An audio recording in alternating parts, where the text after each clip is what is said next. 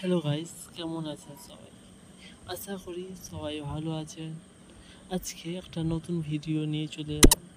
এই ভিডিওটা খুবই মজাদার হতে চলেছে আর একটু লং হতে চলেছে। তো ভিডিওটাকে মন দিয়ে শুনুন। মন দিয়ে শুনলে বুঝতে হবে।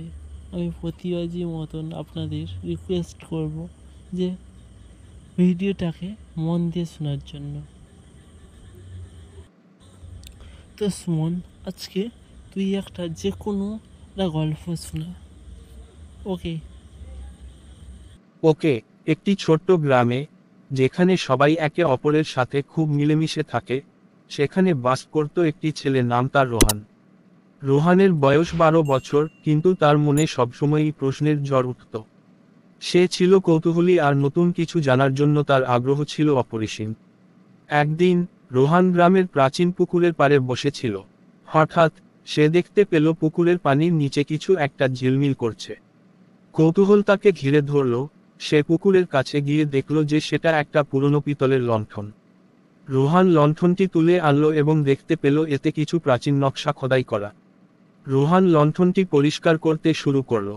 আচমকা লণ্ঠনটি থেকে এক ধোঁয়া বের হতে লাগলো এবং তার সামনে একটি দৈত্য এসে হাজির হলো। দৈত্যটি বলল, আমি এই লণ্ঠনের জিন। তুমি আমাকে মুক্ত করেছ, তাই আমি তোমার 3টি ইচ্ছা পূরণ করতে পারবো। রোহান প্রথমে একটু ভয় পেলেও পরে আনন্দে চিৎকার করে উঠল।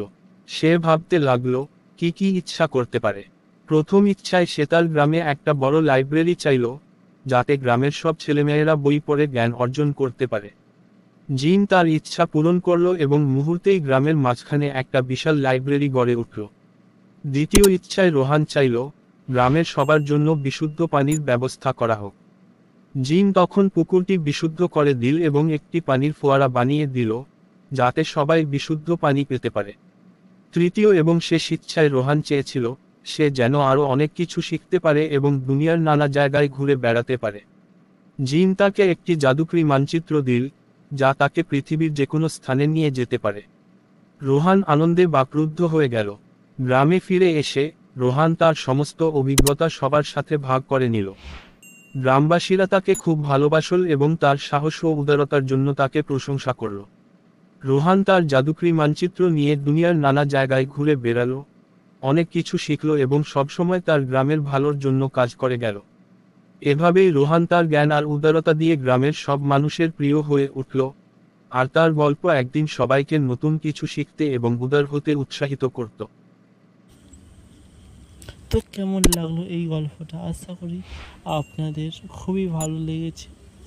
গল্পটা যদি ভালো লেগে থাকে, প্রতিবাদিকার মতন একটাই কথা বলবো, আপনারা লাইক করে দিবেন, সাবস্ক্রাইব করে দিবেন। যদি আপনাদের বন্ধু বান্ধব গল্প শুনতে ইচ্ছা হয়, তো তাকে অবশ্যই শেয়ার করুন।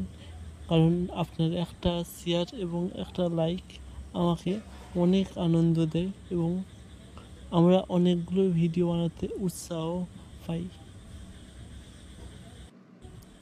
আবারও কোনো নতুন ভিডিওতে নিয়ে আসবো। ততক্ষণ বাই বাই, টাটা।